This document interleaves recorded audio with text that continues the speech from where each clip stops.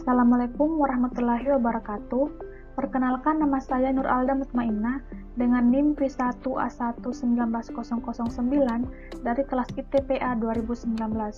Pada kesempatan kali ini, saya akan menjelaskan materi tentang aplikasi bioteknologi pangan, yaitu enzim amilase. Enzim adalah suatu protein biokatalisator yang diproduksi oleh sel-sel hidup termasuk mikroorganisme yang bertujuan untuk mengkatalisis reaksi-reaksi biokimia yang diperlukan selama metabolisme sel. Enzim dapat dibedakan berdasarkan tempat aktivitasnya, yaitu intraseluler dan ekstraseluler. Enzim intraseluler bekerja di dalam sel, sedangkan enzim ekstraseluler bekerja di luar sel. Enzim amilase merupakan enzim yang mampu mengkatalisis proses hidrolisa pati untuk menghasilkan molekul lebih sederhana seperti glukosa, maltosa, dan dekstrin. Proses hidrolisa pati tersebut dilakukan melalui 3 tahapan, yaitu gelatinisasi, likuifikasi, dan sakarifikasi. Enzim amilase masuk dalam kelompok enzim hidrolase yang merupakan kelompok enzim mengkatalisis reaksi hidrolisis suatu substrat atau pemecahan substrat dengan pertolongan molekul air. Enzim yang termasuk dalam golongan ini diantaranya adalah amilase, invertase, selulase, dan sebagainya. Produksi enzim amilase. Enzim amilase dapat diperoleh dari berbagai sumber seperti tanaman, binatang, dan mikroorganisme. Saccharomyces cerevisiae merupakan salah satu bakteri yang dapat menghasilkan amilase. Saccharomyces cerevisiae merupakan jenis kamir atau ragi atau yeast yang memiliki kemampuan mengubah glukosa menjadi etanol dan CO2. Secara umum, enzim amilase stabil pada pH 5,5 hingga 8,0. Aktivitas optimum enzim amilase secara normal berada pada pH 4,8 hingga 6,5. Tetapi, aktivitas suhu dan pH enzim amilase berbeda untuk enzim yang dihasilkan dari sumber yang berbeda. Diagram alir produksi enzim amilase dimulai dari pembuatan larutan spora. Kemudian larutan spora akan diinokulasi pada medium produksi sebanyak 1 mili dan diinkubasi pada suhu 37 derajat Celcius selama 96 jam atau 4 kali 24 jam. Kemudian kultur akan dihentikan.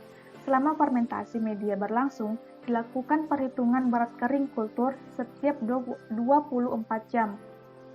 Pemanenan enzim dalam media fermentasi dilakukan dengan menghentikan proses fermentasi dengan menambahkan larutan Twin 80 0,1% ke dalam media. Selanjutnya, dikocok selama 15 menit dengan kecepatan 130 rpm.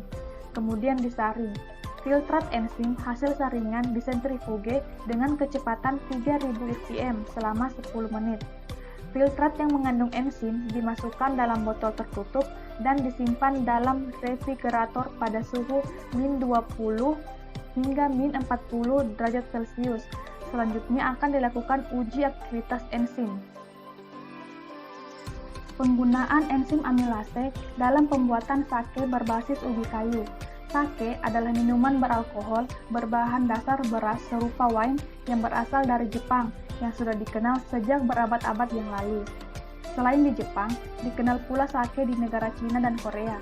Produk ini berwarna kuning pucat, jernih, dan mengandung alkohol sekitar 15 hingga 16%. Pada awal pengolahannya, sake dibuat secara tradisional dalam skala industri rumah tangga dan nampak keruh karena tidak dilakukan penjernihan. Reaksi enzim dengan substrat.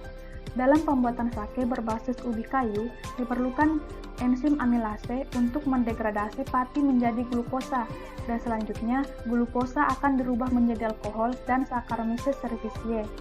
Untuk mendapatkan enzim amilase ini, diperlukan Aspergillus niger. Aspergillus niger merupakan salah satu spesies dari golongan fungi yang telah diketahui dapat menghasilkan enzim amilase. Aktivitas enzim amilase yang diperoleh dari golongan fungi ini dapat menghasilkan kadar gula yang sesuai untuk substrat oleh fermentasi oleh ragi, yaitu sebesar 17 hingga 18%. Penggunaan Aspergillus niger sebagai penghasil enzim amilase belum dikenal luas di Indonesia. Dalam pembuatan sake berbasis ubi kayu, belum diketahui konsentrasi starter atau Saccharomyces cerevisiae-nya yang tepat untuk menghasilkan kadar alkohol yang maksimum. Sekian yang dapat saya sampaikan, lebih dan kurangnya mohon dimaafkan. Wabillahi taufiq wal hidayah. Wassalamualaikum warahmatullahi wabarakatuh.